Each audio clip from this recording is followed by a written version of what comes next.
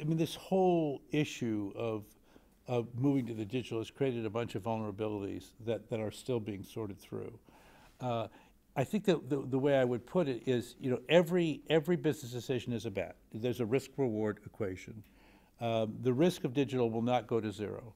The thing that you've learned in the tech industry, and we've seen this now for 20 years, whenever somebody wants to resist a technology adoption life cycle, they always say, I'm worried about security. It's always the first response because it works.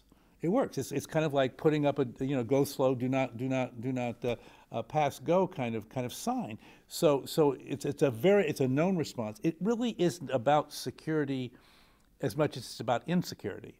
Meaning, I'm feeling insecure.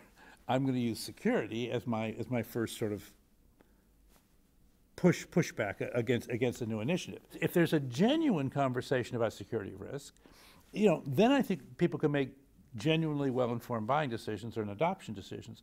The problem right now is there's a kind of a mysterious anxiety and cloud around security that's not actionable and it's not, frankly, very helpful.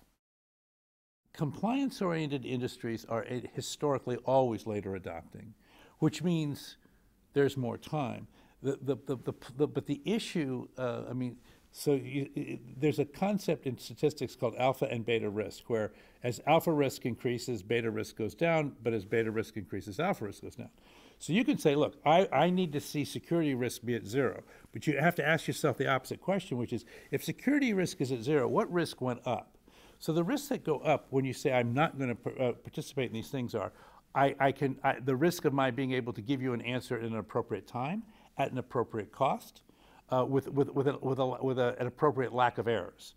So the time, the cost, and the error rate of the manual system, I would argue, offsets dramatically the security risk.